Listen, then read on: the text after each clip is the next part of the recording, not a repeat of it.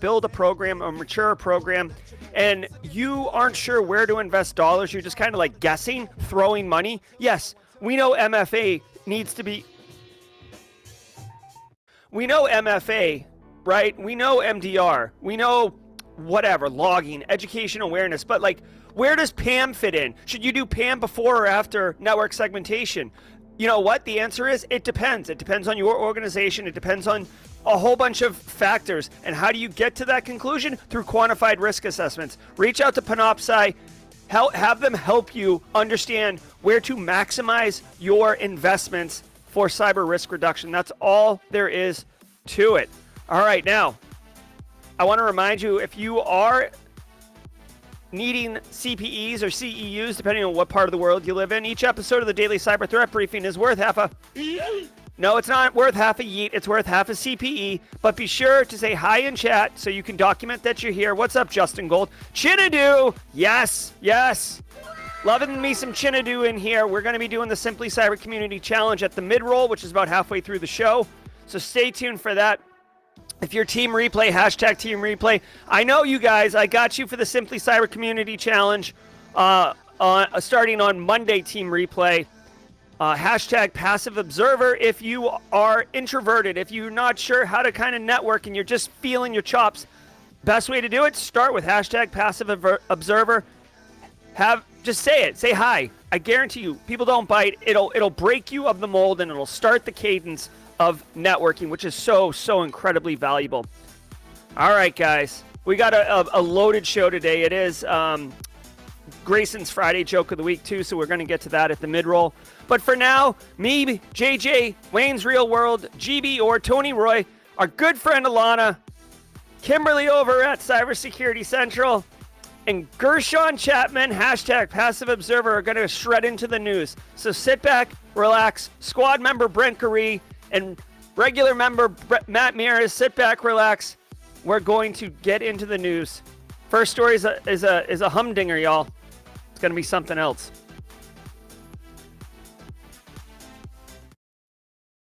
From the CISO series, it's Cybersecurity Headlines. It's Friday, March 3rd, 2023. White House gets tough with new national cyber strategy. The White House unveiled its long-awaited national cybersecurity strategy yesterday, laying out a holistic approach to improving digital security across the country. The plan is built around 5 basic pillars: minimum cybersecurity requirements for critical infrastructure, offensive cyber actions against hackers and nation-states, shifting liability onto software manufacturers, diversifying and expanding the cyber workforce, and continuing to build international partnerships. As we reported on Monday, this strategy places greater responsibility on larger organizations and stresses robust collaboration, particularly between the public and private sectors. CISA. All right. Okay. So there's a lot to unpack here. I actually just texted Jack Scott and see if she wanted to do a React live stream to this strategy. I'm going to read this today. This, guys, if you don't have context of like what this means for our industry, let me set it for you. You should absolutely read this. This is a very big deal. The executive office of the U.S. government has released multiple executive orders and memos around information security or cybersecurity over the last couple of years. Famously, Biden released one at like the end of 2021 that said like zero trust everywhere and multi-factor everywhere. And a lot of people were like, okay, like, bro, like budgets are already set for federal government. Like a lot of great posturing, but not a lot of like, what's the word? Like a lot of, oh my God, there's like something like not a lot of like, you know, a lot of sizzle, but not a lot of substance. Okay. This one is different. This one, I believe, is going to be quite different, okay? So it's based around 5 pillars. Now, many of us knew that the hack back pillar was going to be in here, essentially authorizing law enforcement and federal government to attack attackers, right? So, you know, whatever, some Russian or some Eastern European, I don't want to name countries, right? Sorry. Some Eastern European country attacks Colonial Pipeline. So instead of just getting our money back, the U.S. government takes out their infrastructure. It's a very aggressive strategy. It's a very overt policy, and which is why it's so discussable, right? Like when we talk about hackback, guys, this isn't like this isn't like defending your house where like there's an intruder and you physically remove them. This is cyberspace. You need to know what you're doing. Like you can't just hack back by like firing tools off like a fool. Like you need to know precisely what tools you're using, precisely where you're shooting them. You don't have the benefit of being able to look down a target or a scope and really make sure that you're not hitting innocent bystanders or collateral damage or anything, right? There's only one internet, and if you're attacking adversaries on that internet, you know that my Aunt Donna is still shopping on Amazon on that internet as well, right? So we saw it famously where Russia allegedly, I think it's I think it's confirmed, but maybe Russia attacked Ukraine with a wiper malware and wiped out Maersk by, collateral damage. Maersk, like one of the largest transportation and logistics companies in the world, $4 billion in damage, right? Collateral damage. Now, I know that they didn't really care about that, but my point is, you are entering very choppy waters, my friend, when you're authorizing hackbacks. Like you've got to be wicked clear about what you're doing, what's the objective, all these things. Okay, that's what this second pillar is. The other one that I found interesting, and again, I plan on doing a full debrief video on this strategy. Okay, so like this is just scratching the surface. Another thing that I found interesting, shifting liability onto software manufacturers. We just saw earlier this week Jen Easterly at a Carnegie Mellon hosted talk, and she was talking about how vendors of software and product need to be held accountable and, basically introduce security into the thing.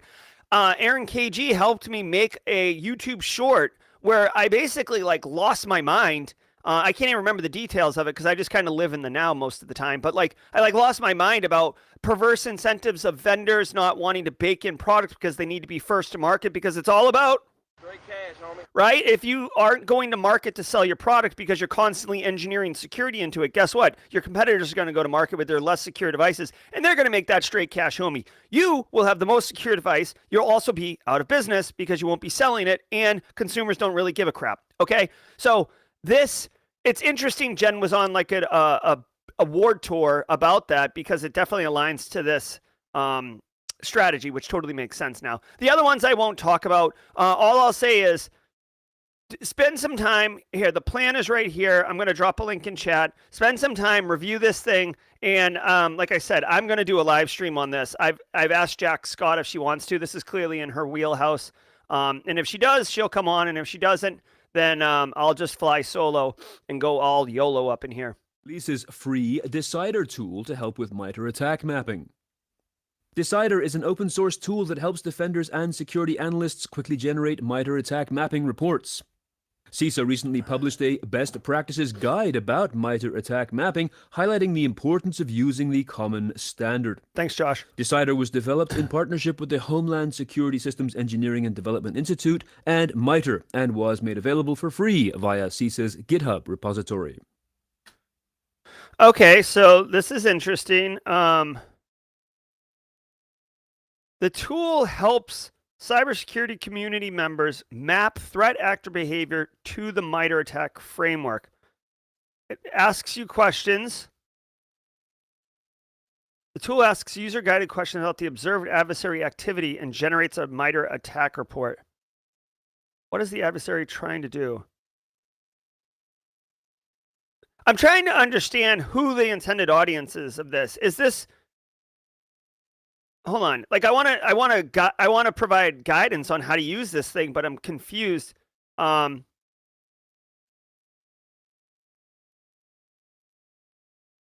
so it looks like it's kind of a multi-purpose group, right? So if you were a red team, you could use it to kind of help shape engagement, and it'll give you information. Also, if you're seeing activity, like you actually already have an intrusion or compromise, you can use this to help, shape threat intelligence sharing, it sounds like. Joel Belton, you got a take on this? So, I mean, whatever. It's a good use. Remember, we've had multiple people on the channel, Bryson Bort, Mick Davis. The MITRE ATT&CK is a great tool, but it is not a silver bullet, okay? It's not a bingo card. It's okay, so just be mindful of that. I will check this out. God, guys, I tell you what, I really wish I had two of me, or if Simply Cyber was my full-time job, because like this would be another great video. Like just dig in and show you guys how to use this decider tool and what its value is. What I will say is it's available on the GitHub site. I'll drop a link in chat. You can download this and play with it yourself.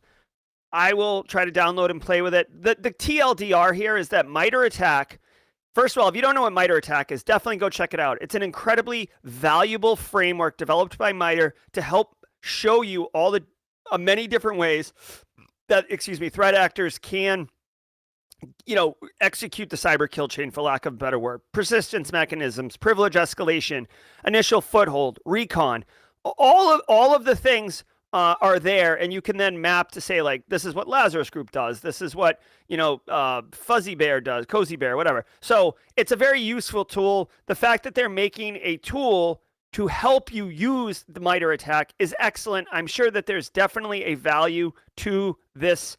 Oh, okay. So Joel B, make a video on Simply Cyber for Decider. That would be cool. I know Josh is an idea man, right? So I think Joel Belton would have to agree to making the video, but we'll see. I definitely would recommend, guys, it depends how much free time you have. If you took Friday off, but you're a hardcore cyber person, maybe download this and play with it. I will. I'm going to do it. British retail chain WHSmith says data stolen in cyber attack. The data breach exposed information belonging to current and former employees. The company operates 1,700 locations across the United Kingdom and employs over 12,500 people. The company states that the attack did not impact its trading business. Customer data also was not affected because this information is stored on separate systems that remained safe from unauthorized access. Although there are no details about the date of the attack, it can be concluded that the intrusion occurred after January 18th, the date of the last trading update from the company, which did not mention any cyber attack. According to the BBC, the incident happened earlier this week. All right. Canadian. I mean, okay. It's a sad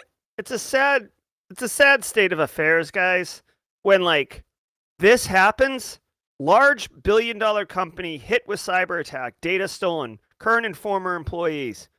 And like, it's a sad state of affairs when I see this story and I'm like, yeah, like it used to be like, this was unbelievable breaking news story. Like when Target got hacked, like in 2005 or whatever it was. Hold on. Let me fact check that. 2013 feels like 2005. Back in 2013, when Target got hit, it was almost like a national day, like off. Like it was everywhere. Now, it's like, hey, at least it happened after they reported their Q4 numbers, so it didn't affect the stock. Yeah. Great cash, homie. So, whatever. I guess WHSmith, I'm sure that here's a fact, I guess to pull some value out of this story. WHSmith, very likely to be hiring cybersecurity professionals. So if you're in the UK, you might want to look for open recs at WHSmith probably in 6 to 8 weeks, because traditionally when large companies get nailed with cyber attacks, they've been like giving lip service to the CISO or to the InfoSec people, like, I think we'll be okay. No, you don't get budget this year. No, we don't need to talk to, we don't need a quantified risk assessment for Panoptcy. We're fine. No, we don't need to talk to Barricade Cyber Solutions. We're fine. Then they get hit in the mouth with something like this, and they're like, oh my God, here's a blank check. Tell me what you need. And, you get staff, you get tools. In fact, it's almost an overreaction to the point where, here's another fun fact, because I've seen it multiple times. There will be an overcorrection, and they'll hire a bunch of people and they'll buy a bunch of tools because the business will think, oh crap, I'm just going to throw money at this problem and solve it, right? Money solves everything. And that's not the case. And I've made this argument before, so I won't get too deep into the weeds on it. But you can't just throw money at the problem. You need people with the skill. You need people to actually maintain the solutions. You need people in process to actually deploy and use the solutions appropriately. You don't just rack and stack security and call it a day. If that were the case, we'd all be out of a job. It requires us to actually use the tech in a meaningful way. If you went to Thursday Defensive yesterday at Recon InfoSec, the guest was a man named Adrian, who's an absolute treasure. And he was pointing out that he deals with incidents all the time. And he's like, I see it all the time. The companies will have, and he cited Uber, the Uber hack. The Equifax hack. They'll have all of the best tech, and it's not configured correctly. Or, this team hands it off to this team, and neither team knows how to use it. Like, this team thinks this team is doing it for them, and this team thinks this team's doing it for them. And as ridiculous as it sounds, they never asked each other if they're doing it. They just assumed, and you know what assumptions do. So anyways, long story short, watch for this. CISO is going to get hired if they don't already have one, get paid bank, and then probably quit 18 months later because they're not going to, well, I don't even know who the CISO is. I'm like projecting and getting the CISO who doesn't even work there yet in trouble for something they haven't done yet. So I'll stop there. Book Giant says employee data was stolen during ransomware attack. In an incident parallel to the WHSmith story, Canadian bookseller Indigo denied that any customer data was stolen last month during a ransomware attack that took down its website. However, it now says that employee data was involved in the attack. The Toronto-based company did not respond to requests for comment about how many people were affected. It has more than 8,000 current employees at more than 160 stores across Canada. The Lockbit cybercrime gang claimed responsibility for the attack this week. All right, two things. One, Carnivore Jake, good luck on the Sec Plus exam. You're going to nail it. Nail it. Second of all, I don't know, dude, like Lockbit, this is not the first like Canadian Lockbit story I've heard. Remember, guys, Lockbit is a ransomware as a service model. So you're going to see a lot of Lockbit affiliates running around dropping Lockbit ransomware. That doesn't mean that the Lockbit ransomware group is that large. It just means they've offered an affiliate program. If you don't know this, ransomware as a service is literally a thing where the criminal gang actually maintains all the malware, all the infrastructure, handles the cryptocurrency transaction to pay the ransom, handles the data exfil, and their affiliates, which is the most like vomit-inducing way to refer to these people, their affiliates just get initial access and deploy the malware for them. So it's basically a service that allows you insider threat access, and obviously everybody wins because the insider abuses their access and they don't really need to know anything, and then they get paid. Straight cash, homie. In the Lockbit group, they just have to maintain their infrastructure because they have affiliates running around deploying all the ransomware everywhere. Now, Canadian Book Giant, again, ransomware attack, got hit, and they're like, it's not a surprise that employee data and other information was exfilled. Ransomware, guys, ransomware. They've been doing the double extortion game for over 2 years now. It's called double extortion. They exfil all your data, meaning they copy all your data off, then they delete all your data. Okay? So now what does that mean? Ransomware. So one, they're either going to sell you a decryption key and or two, sell your data. Double extortion. They can sell you your data back exclusively, and they can sell you the ransom key. So it's really a prick move. The reason that threat actors have taken on this adoption is A, because they see the data exfil as another asset that they can monetize, but really because victims stopped paying ransoms in most cases, or a lot of cases. And the threat actors are like, hey man, like I put in some work, I put in some time, right? This is my ransomware and I want my money now.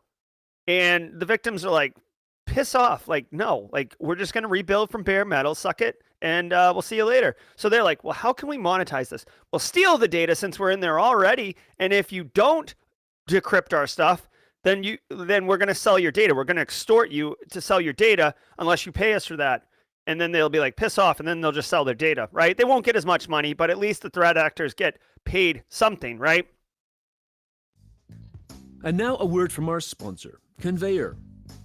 Just because your security questionnaire is from the Stone Age doesn't mean you have to answer it with cave-era tools. At Conveyor, we implemented GPT-3 into our first-of-its-kind questionnaire eliminator so teams of all sizes can blast through questionnaires faster than you can say prehistoric. Go beyond rewriting mediocre matches to getting your questionnaire auto-filled with the exact answers customers need. Join the top SaaS companies in the GPT-3-powered future by using Conveyor. You can learn more at conveyor.com. That's CONVEYOR.com. All right. All right. Jack Scott's in. I've got a couple other people reaching out to me. The White House strategy is spicy. People want to share their opinions. I love it. We're going to do this later today, but it is the mid-roll now, which means only one thing. All right, friends. I want to give special thank you to Barricade Cyber Solutions and Panoptcy for being sponsors for the month of March. Jesus, Jerry. For the month of March. Thank you guys so very much. Appreciate the support for the channel and what we're doing here. Thank you to all of you, Simply Cyber community members. We're at 182 of you right now, 184 of you. That's what that number is on the bottom right. If you never knew, that's how many people are active in the stream right now. Love it, love it, love it. Take a hot minute and hit that like button. It would be nice if we can get to 91, which would be half of you. Only hit the like button if you're actually getting value, right? If you're getting entertainment value, educational value, value from the community, any kind of value. Take a second. It doesn't cost you anything except a second of your time. We're chilling out at the mid-roll anyways. It's a good time to do it. Guys, if you want to get an email from me, I know it sounds exciting. If you want to get an email from me on Monday with 3 actionable tasks that you can do to reduce cyber risk for your business, sign up at simplycyber.io/newsletter. Link in the description. Also, a link will be dropped in chat right now from the bot. I drafted myself, guys. It's not ChatGPT. It's Jerry. Jerry GPT. All right. Now, it is Friday, which means it's Grayson's joke of the day. Grayson dropped a Carrie-style joke on me today. So, Carrie, sit back and relax. We got a good one. So Grayson wants to know, how does a cucumber become a pickle? How does a cucumber become a pickle, y'all?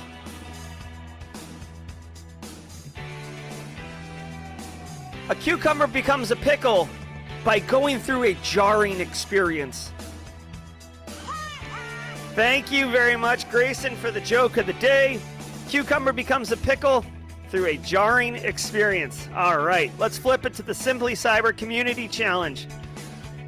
I want to say thank you to all of the people who have so far been part of the chain of the Simply Cyber Community Challenge, but today we're going to continue that chain. Ms. Chinadu has the baton, and she is going to tag someone in chat. Chinadu, please tag someone in chat. If you get tagged in chat and you are willing to accept this responsibility, go onto LinkedIn, write a post, tag me, Gerald Ozier, and Simply Cyber. Use the hashtag Simply Cyber Community Challenge and share something with our community. Why do you like cybersecurity? What's a resource you've done? What value has Simply Cyber given you? I ask everybody else in chat. This is a networking activity. Go comment on whoever's post. Justin Gold, my man, Justin Gold, taking the baton.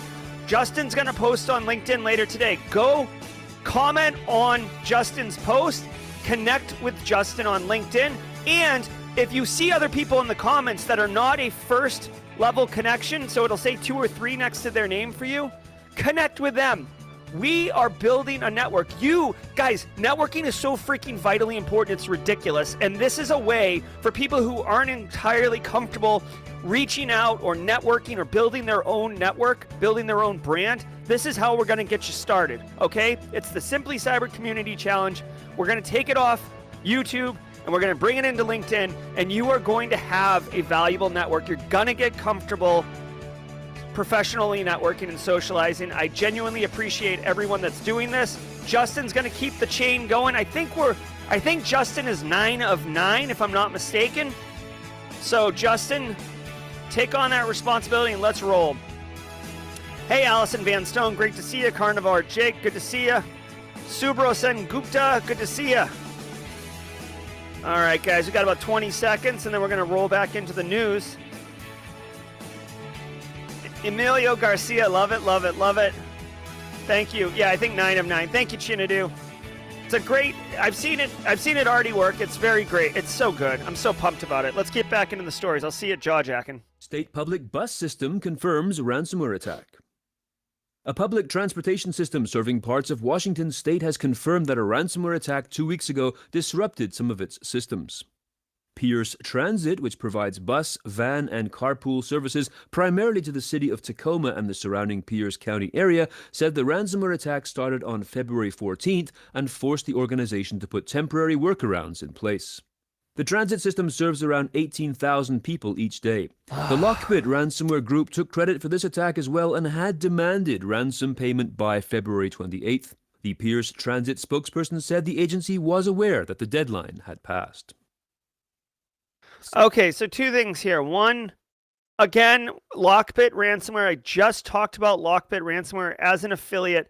Guys, I don't know what's going on. I don't know if there's like a faction of people up there, but like Washington State, hold on. I'm an idiot, and I just want to make sure that I know what the hell I'm talking about. I got to look at a map. Yeah, Washington. I wasn't sure if Oregon was above Washington or not. No, Washington State borders Canada, right? So think about that for a second. I'm seeing repeated Canadian Lockbit. We saw a guy get arrested for Lockbit. Lockbit is all up in Canada's business now, and it's close to the U.S. border, right? Because most people in Canada live near the border. But like Washington's just on the other side of the border. I don't know what it is, and this is one of like those macro things. But like, there's definitely a hotbed of activity around the U.S.-Canadian border for Lockbit. Okay, so that's just an observation. Second of all, this sucks, man. You're going to attack the state public bus. 18,000 people who, are either trying to be environmentally friendly or don't have access to a car. You're going to screw up their commute, their daily lives for cash money. Really, really scummy stuff. I do want to point out, you see the story says third-party forensics experts were engaged to conduct a thorough investigation. That means somebody like Barricade Cyber Solutions, like this is an actual use case example to show you where somebody like Barricade would drop into a situation, right? So we'll see where this goes. It just sucks. You know what I mean? Hopefully this is a state entity, so state, local government, they typically don't have like lots of staff. They do typically have good staff because they do pay for training quite a bit. They typically don't have huge tech investments because oftentimes the state government will try to have like economies of scale, right? So I don't know if this is a fact in Washington, but some states will be like, oh, like the state uses Office 365 and like we just have like tenants within each one and we'll manage it centrally. So like some tech, some like maybe the EDR solution or something like that, like there aren't people at the public bus company that are actually managing some of the tech. That can be true, which would mean 2 things. One, the ripple effect of what is impacted could be greater than just the public bus system. And 2, recovery could be challenging just because of the complexity and everything like that. So, yeah, I mean, this sucks. We'll continue to see. I will say that Lockbit, while it's a ransomware as a service, they are really making waves. They are in the news all the time. They are very disruptive. And in my opinion, they are definitely putting themselves at risk of being, the United States Eye of Sauron, like turning and looking at them. Not to say that the United States is some like megalomaniac, evil, form of evil, but you get the idea. Have you all seen The Lord of the Rings when the Eye of Sauron snaps on, what's his face? Bilbo, not Bilbo. What's his name? Frodo? Yeah, when Frodo puts the ring on, the eyes like that's what Lockbit's doing. They are flirting. There's lots of ransomware threat actors. Lockbit is really poking the bear, if you will. So got to be careful with that. I mean, like I don't really care. I hope they get taken out. I'm not advising Lockbit on how to stay safe at all. I'm just saying from the sidelines, they are absolutely poking the bear. This update malware strikes again with Linux version and new evasion tactics. The threat actor known as Lucky Mouse has developed a Linux version of a malware toolkit called sysupdate, expanding on its ability to target devices running the operating system. The oldest version of the updated artifact dates back to July 2022, with the malware incorporating new features designed to evade security software and resist reverse engineering. Trend Micro said it observed the equivalent Windows variant in June 2022, nearly 1 month after the command and control infrastructure was set up.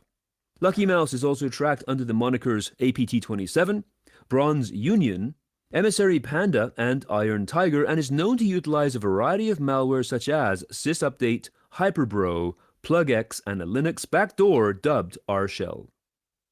All right. So in case you didn't catch it, what they're saying is it's a Chinese threat actor. Like that was that was pretty thinly veiled. Let's see. I'm just trying to figure out what's the objective. You got to remember, guys, that it's always you got to know that it's always like there's always an objective. This isn't the 90s where people are just hacking because they're curious. There's always an objective. So if this threat actor is developing both Linux and Windows variants to compromise and get embedded into the game, into the environment, there has to be some objective. Okay, so corroborates the threat actor's interests in the gambling industry in the Southeast Asia region. Again, no surprise, Macau, Philippines. Okay, like there's massive casinos there. Go look at the Bangladeshi bank heist and how they exfilled the money out of the country. I'll leave that as an exercise for you guys. So I'm just looking really quickly. By the way, I don't know who named him Lucky Mouse. That's way cooler than Bronze Union. Although Iron Tiger is pretty cool. It sounds like an 80s movie. Or a character, like a minor character who at least got to win one fight at the Kumite in Bloodsport. All right, sorry, I digress. All right, so just looking at the process flow for how this thing executes, you get an executable that loads on the machine. So first of all, you got to convince Carl to actually run this executable.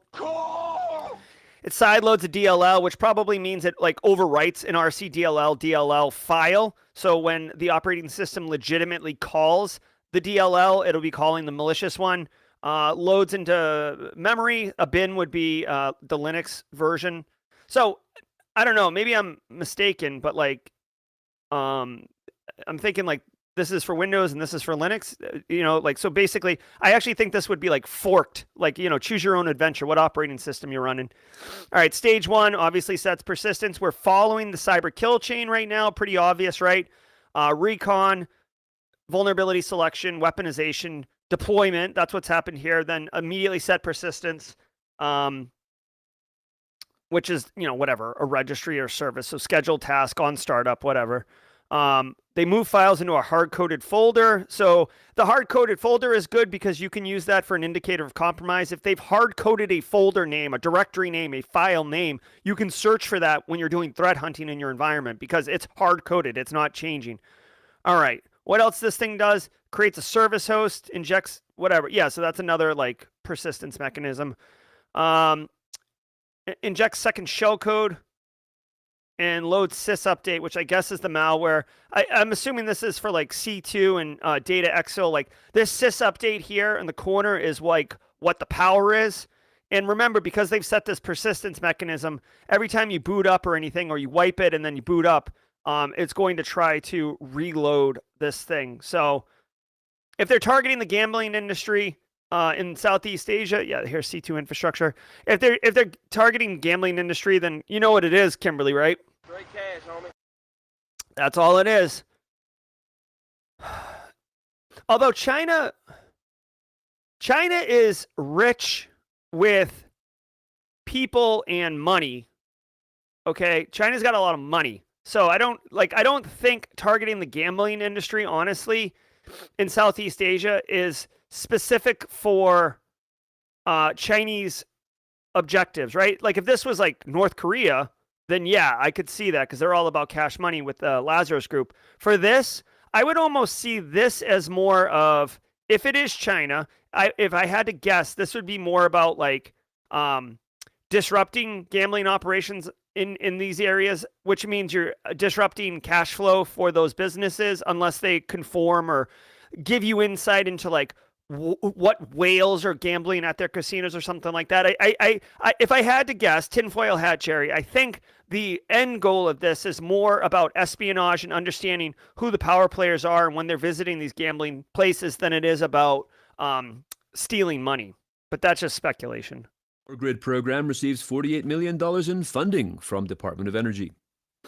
The program is designed to modernize grid infrastructure across the country for improved efficiency and better resilience against extreme weather events, such as the winter storm that hit Texas in 2021, enabling utilities to more effectively control grid power flow to avoid disturbances and quickly isolate and route around disruptions. With possibly the most ambitiously awkward acronym of all time, UltraFast, the Unlocking Lasting Transformative Resiliency Advances by Faster Actuation of Power Semiconductor Technologies, will support the infrastructure development. Okay. Another backronym, I guarantee you. Another backronym. But, hey, you know what? Two things. One, just personally, I love UltraFast as an acronym. I think that's so cool. Second of all, good on the government for doing backronyms. Do you know why you would do a backronym other than it being cool? Because we remember it. We talk about it. If the acronym was like, the CCOEDOAL BPP, like, no one's going to say that. That sucks. No one's going to say that. But if you're like, oh yeah, the UltraFast program, the M9 Ultra or MK Ultra program. Yeah, like it's sick. The Data Act. Yes, right? It's cool. So this is good for branding, for marketing. It's kind of like, I haven't talked about this in a while. It's kind of like having a sick logo for a vulnerability. It helps adoption. It helps socialization. Yes, this needs, stay tuned for jaw jacking. I've got an idea for how we can make this a logo for this, which nobody asks for, but I'm ready to do it. Okay. I do want to point out, guys, that the Power Grid program receiving it says $48. I'm sure it's $48 billion, right? Or 48 million. Okay. $48 million. This aligns going back to the White House strategy and the 5 pillars. Let's see. Minimum cybersecurity requirements for critical infrastructure. How are they going to do that without money? Oh, I know how they're going to do it. We're going to give them $48 million. Hello. Like, it's all tied together, guys. That's what I'm telling you. Like, like I say to every episode, if you're new to the industry, you're going to get value here. Pay attention. It's not there. Everything's really related and interrelated and interoperable. And once you see how the connections are, it really starts to click and make more sense. Anyways, the UltraFast program is working on semiconductor technology, which is really good, especially considering that there's a decoupling from basically the Five Eyes and China on semiconductor technology and chip manufacturing. They're trying to introduce electromagnetic interference immunity. We talked yesterday about EMP weapons. I don't really want to get into that. I don't want to look like a fringe conspiracy theorist, so I won't do that. I also would advise you that you cannot go back and watch the FinFrock video from yesterday. You had to be there live. I have pulled it down from the YouTube channel. But anyways, this is good. This is not surprising, okay? Grid modernization will take until 2035. That is a really long plan, especially for the United States. But let's LFG, let's go. And they talk about the extreme weather in 2021. You guys remember where Texas was like frozen and people it was Texas was frozen, right? Wasn't that the deal? My Texas people, Kerry, etc. BSEC, wasn't Texas like that when what's his face, the senator there went to Cancun or something? Wasn't it because like Texas was frozen? Yeah, thank you. Yeah, so anyways, these extreme weathers are energy critical infrastructure. It's not just a buzzword. It's not just an answer on a Jeopardy question. It literally is an aging, brittle infrastructure that needs a lot of TLC, a lot of subject matter expertise, and a lot of focus, energy, and effort. So let's hope. Australian woman arrested for email bombing a government office. The Australian Federal Police, AFP, arrested a woman in Wellington, Sydney, for allegedly email bombing the office of a federal member of parliament.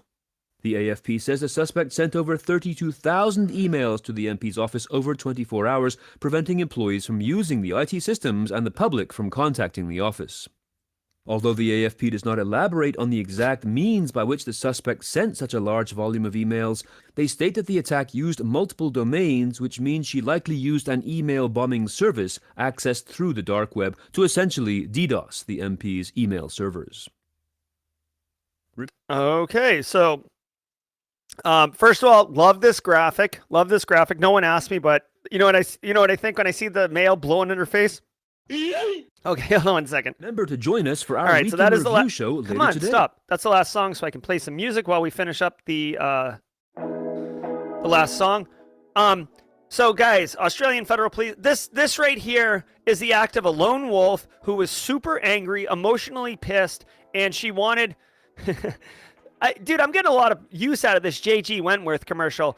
This woman was mad and she wanted her revenge now. So she used an email bombing service, which I'll give her credit for going on the dark web and finding it if that's in fact what she did. I know nothing about this woman, so I don't know her technical acumen. I don't know why she was so angry. I don't know if she got help or if she operated alone. What I will say is she is, with all due respect... You are so dumb. You are really dumb. For real. The fact that they immediately identified her as the attacker means that she must have doxed herself or signed the emails herself or something. Like, you cannot get caught that quickly from doing something from a service like this unless you make terrible decisions and don't do OPSEC very well. She could get up to 10 years in prison. I don't think...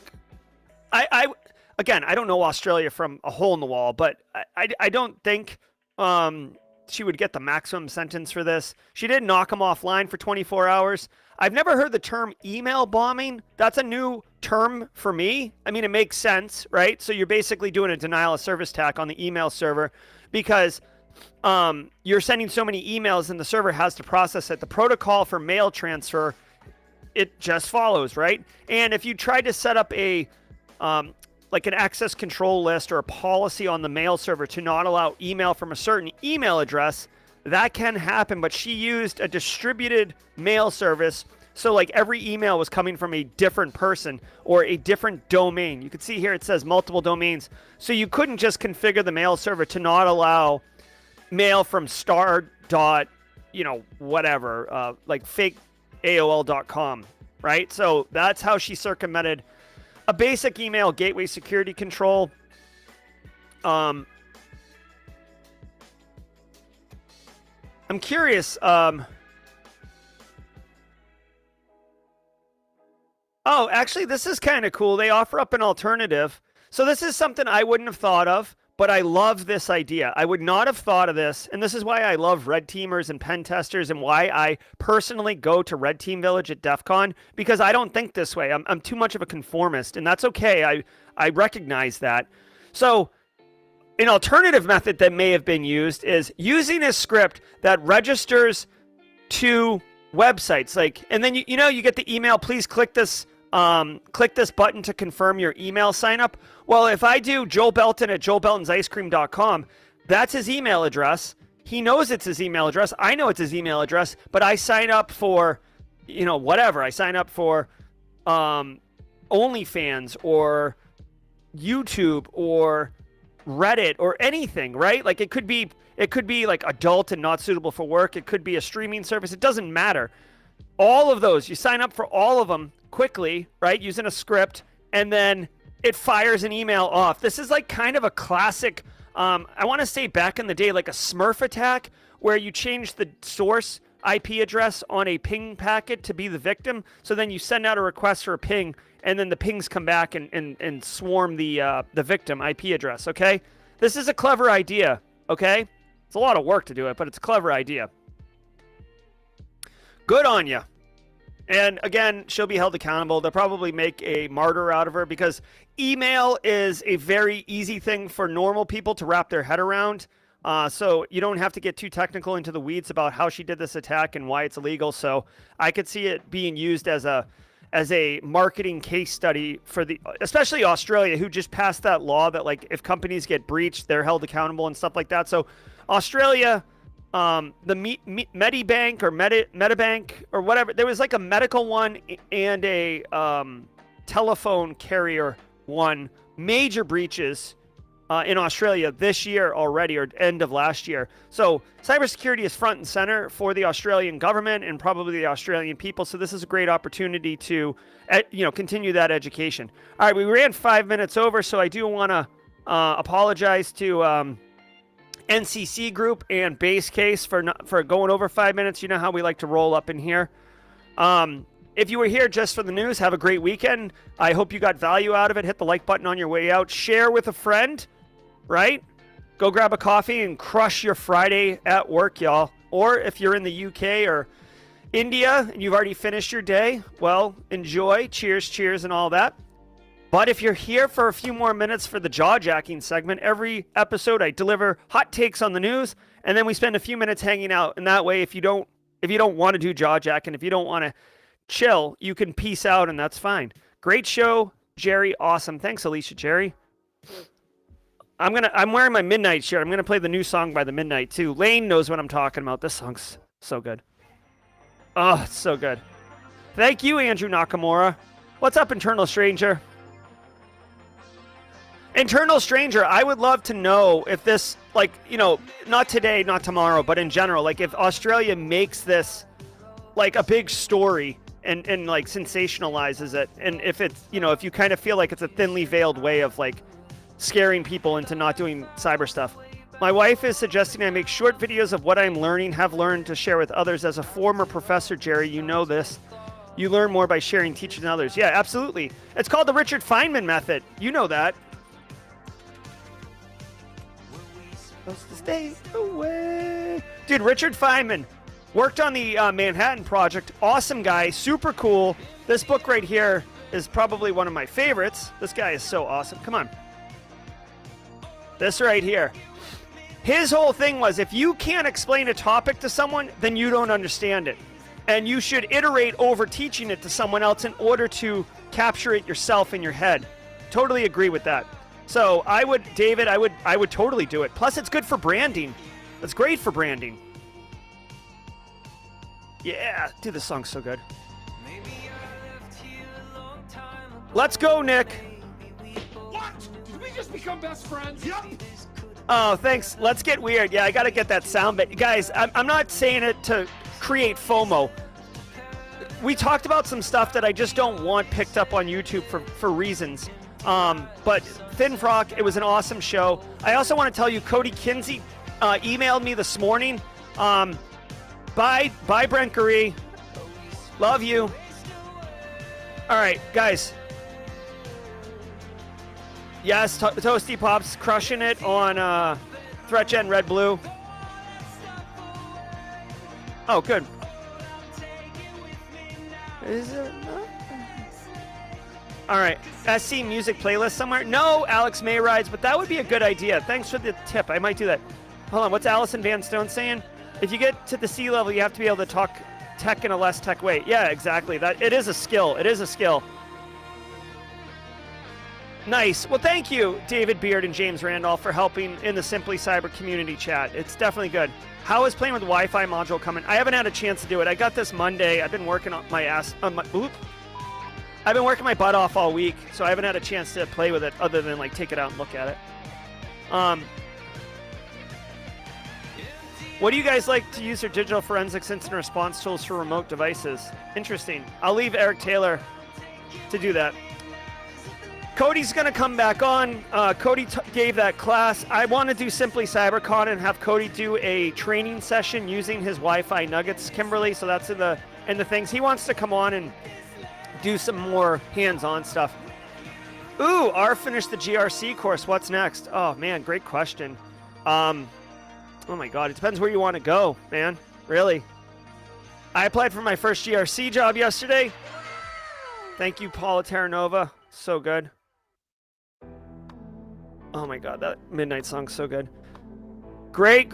Hey, for those of you, I know some of you, obviously I'm not going to name names because many of you want to be discreet about this, but I know some of you are in the middle of interviewing. Some of you have gotten as far as very likely about to get a job offer. And I want to say, straight wrecking ball, you guys are all crushing it. Paula Terranova about to Get GRC, crush it. Somebody was mentioning having an interview coming up, crush it. I know someone who's at the tail end and, you know, getting background screens and stuff like that. Crush it. Dude, we're killing it. We are killing it. We, the Simply Cyber community, are killing it, and I freaking love it. All right. Can you help us make some graphics for SCCon? Oh, Kimberly. Yeah, Kimberly's involved. Kimberly's involved. I need to finish the GRC course. Yes, you do, Cyber Munchkin. Get on it. I came in like a Pokeball. I love it. Oh, Toasty Pops. Hey, I will say, you guys have lifetime access to the GRC course, so, you know, maybe run through it once, get familiar with it, run through it again. Maybe just go back and research the areas that are interesting to you. Cody should have a live today on Security FWD. Oh, okay, yeah. Hey, if Cody does have one, let me know. I'd love to jump on that. No, Josh. Kimberly reached out to me directly and said she wanted to be involved with the con. We have to have the planning meeting. That's what we really need to do. Oh, Sean Washington. DP! What? Did we just become best friends? Yep. Yep. Mod chat. That's right. Oh, hold on. What's going on in mod chat? Let me look down here.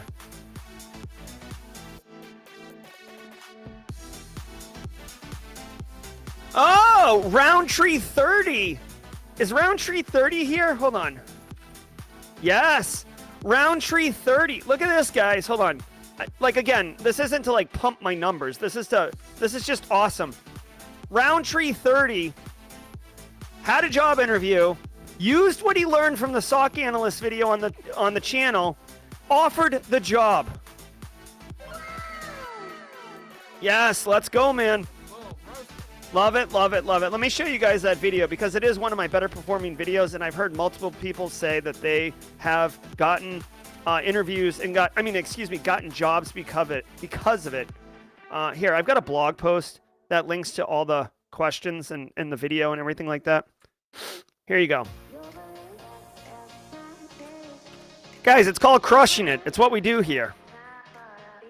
Let me use my fun emotes. I love Nist, Oprah, Spicy, John Strand, and then Yeet.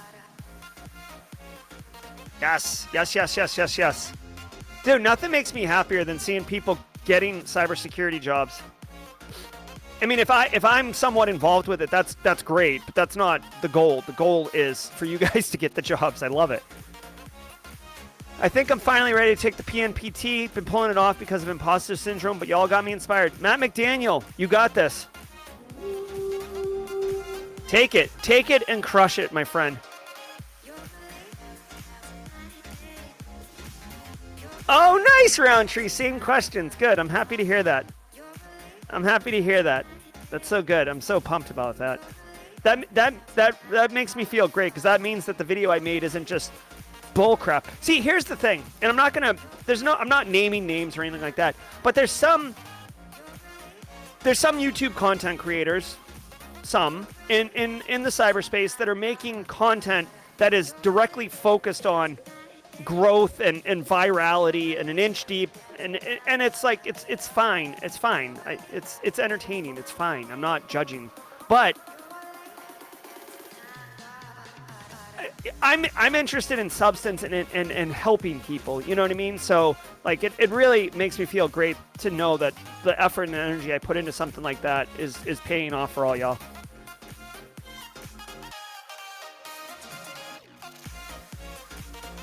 Matthew Upton, what's he doing? Matthew Upton, what do you got? It's hard for me to follow chat here. I don't know where it is. Sorry. Good luck, Matthew Upton. How do I bypass not having a degree? Oh, that's going to be tough. There's a couple techniques, right? One, you could technically enter a degree program and then put it on your resume as, pending graduation date 4 years from now, and then just get the job and then pull out of the program, right? That's a lot of work, but it is one way to do it. Oh, Josh Fulmer giving the shout outs. Love it, love it, love it. Thanks, Josh Fulmer. Yeah, Haircut Fish. I hope the new job's going well, my man. Oh, get the midnight. Oh my God, so good. You know what I should do? I really, it's totally inappropriate of me, but like a Simply Cyber, like midnight shirt. I won't even ask the midnight. I'll just do it. Yeah, guys. And I want to remind everybody, like, think about this for a minute. Mindset's important. When you get a job interview and you're going into the job interview, you deserve to be there. You earned the right to be there. They are asking you to be there because you're qualified to be there.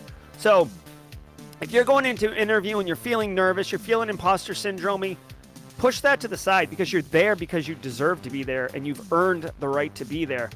Okay? Believe in yourself. No, you know what you know. Go for it. Yes, I love it. I love it. I love it. I'm a crypto evangelist. I love it, love it, love it. Yeah, you know, Internal Stranger has a bachelor's degree, but it's not in cyber. That's okay. A lot of times people don't even ask what your bachelor's degree is. You just say, I got a bachelor's from university, 2001. Okay, check the box. Ooh, Gabe Lister doing Sec Plus. Get in on that. I think Justin Gold's leading that. I might be wrong, but somebody definitely have a study group. Oh, hey, Sweet Delights. What's up, Stacy? Good to see you. Guys, I want to let you know, too, that we're going to try this, okay? Here, let me do this, like, in real time. This is for a team replay. Give me a second.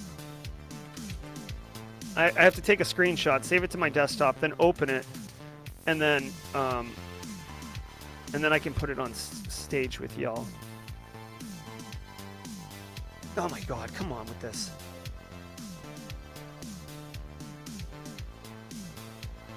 Okay, look at the screen, please. This is for team replay. Hashtag Simply Cyber Community Challenge. This is in the Simply Cyber Discord server. Super chat, the DNA Lo-Fi. Thank you so much. What? Did we just become best friends? Yup. The live stream starts at 3:30. If you go into the Discord server under the Simply Cyber section, there is a Simply Cyber Community Challenge. If you are Team Replay, please go there and point out that you're Team Replay and point out that you're interested in participating in the Simply Cyber Community Challenge. Please, I would ask that... I mean, I don't want the chain to break, but like, we're going to start introducing Team Replay people into the challenge, into the tagging. So if you're a casual, casual Team Replayer, you know, be careful. But if you're a regular Team Replayer, if you want to participate in the Simply Cyber Community Challenge, come here, drop your name, and we're going to start folding this into the tagging. We might do 2 separate ones, Team Live, Team Replay, but to me, I don't like division. I like inclusion, so I'd prefer it be like one community challenge, not one for you and one for them, because I don't like division. All right, so, I mean, I like multiplication. But you know what I'm saying. Hey, Internal Stranger, I see you in there. Cybersock Jarzy. Hey, I will say something too. Like, Internal Stranger, obviously, your name is the same on Discord as it is in YouTube, so that's easy. But Cybersock Jersey, I don't recognize your name from chat on YouTube, so just be mindful that we need to be able to map it.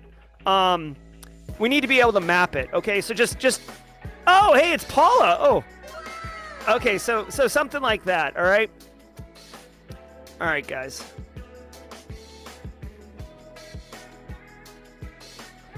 Oh, I got another kind of fun thing. See, we cover all the fun stuff in jaw-jacking. I got another fun thing, guys. So, I am playing Haiku Pro on Monday. How to get access to the GRC portal? Thanks for the super chat. What? Did we just become best friends? Yup. All right, so here's a link to the Simply Cyber. When you say GRC portal, I'm assuming that you're talking about the course. There's a link to it. I'm playing Haiku Pro on Monday next week, okay? I played Haiku Pro 2 weeks ago, and people played along with me, and it was fun. Now, some of the ranges on Haiku Pro are free, and some of them are behind a paywall, a membership, right? Well, the one I'm going to be playing on Monday is a membership one. It's a paid one. However, I've asked Haiku, and we're kind of like trying to figure out if we can do this, where I will be able to offer a basically a one-day all-access pass to Simply Cyber community members who are live with me on the stream, so we can play together. Like, we can play together. We can go through the range together and play. Like, it was super fun doing it the other day with the people in chat, and I'm trying to do that again. So stay tuned for that. Yeah, faulty system is yeah, that's a tough one at the end. So Jenny Housley, yeah, I think it's gonna be cool, guys. It's gonna be cool. So stay tuned. I'm trying to find out if we can get that 1 day like voucher thing, and then it'll expire at midnight. So if you watch it on replay, you can't take advantage of it. It's like literally 4 people who are live there with me at the time I'm streaming, so we can go together through it together. All right. Nice, guys. All right, so we're a couple minutes past 9. Got another video dropping next week. I'm super pumped about. I want to give a shout out, guys. If you've noticed the shorts that have been made recently, I've loved them. Aaron, I've for a long time wanted to create shorts from some of the more emotional rants I have during the daily cyber threat briefing, but right after I get done with the briefing, I start working, right? I don't have time to pull those out, and there's fast ways to do it, but I'm not good at those ways. Aaron, one of the mods and a longtime Simply Cyber community member, he was also the truck driver to cyber video interview, if you're familiar with that. He's very good at taking content and quickly spinning it into a short, and he's been helping me with that, and those shorts have been blowing up, and I absolutely love it. I appreciate what he's doing, but I absolutely love it. If you guys haven't seen those shorts, check them out. I think that they're really cool. All right, so says, what should I do after the GRC course? Little technical experience, but love the SOC report section. I mean, it really depends what you want to do. If you want to get into audit prep and stuff like that, you can study for the CISA exam. You can look for a FISMA auditor job. It depends where you are in the world. You can do a risk assessment on a business, pro bono or on cheap money, and start building a portfolio. You could start personal branding and do a blog and a series of blogs or videos on how to do risk assessments the way you're doing it. You could maybe reach out to Panoptcy and say that you want to intern. I don't know if Brandon's doing interns, but he is doing quantified risk assessments. That's what we're actually, that's what he's promoting with his sponsorship. So, it depends what you want to do. There's a lot of options.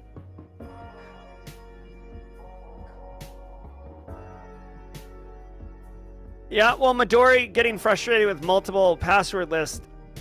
I know it's frustrating, but at the same time, that's the experience. You're learning, right? You're learning that that's the problem.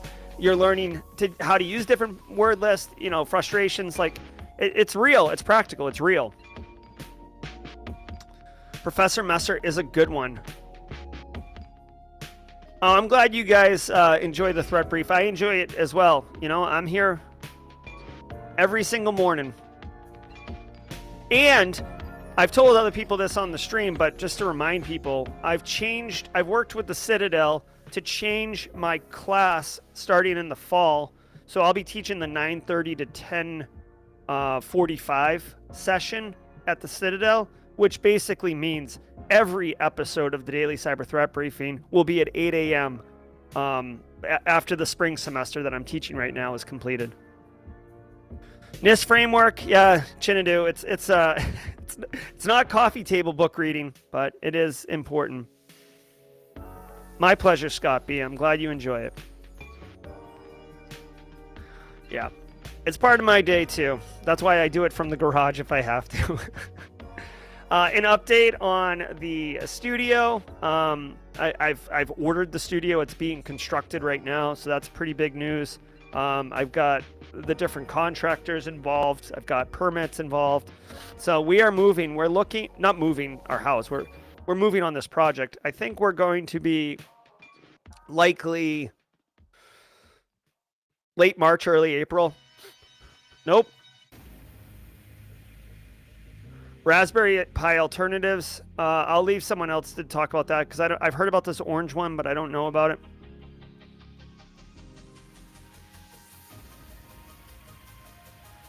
All right.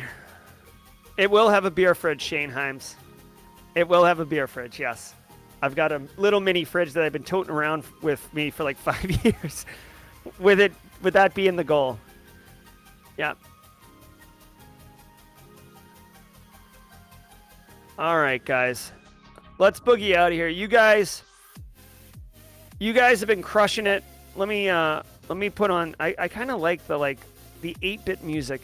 Is it this one? Yeah, this one. This is good. All right, guys, that's going to do it for the stream today. I want to thank all of you for being here. Emilio, CatGPT, guys. Rest, relax, do what you enjoy this weekend. Tell someone who's special to you that you love them. Let them know. Give them a hug if your love language is touch, which is my love language. Tidbits Tuesday on a Friday morning. Don't miss the forest for the trees, y'all. Okay. We work our butt off, but we're doing it for a greater reason, right? Obviously, it's not just for the sake of working. So, I appreciate you all. Be good. Have a great day. Thank you, Cyber Munchkin. Have a good day, everybody. Be good. I'll talk to you later. Stay tuned. I might do a Renegade broadcast later around the White House strategy document. If I pull that together. I got a couple things I got to get done today. I got a proposal I got to get out the door. Freaking work, right? But if this proposal goes through and gets accepted, I might actually, my private consulting business might actually have a service offering that some of you may be interested in. So stay tuned for that. I know that that's completely different than anything else I talk about. I very, very rarely talk about my private consulting business on the channel. But anyways, stay tuned for that. Be good, everybody. Until next time, stay secure.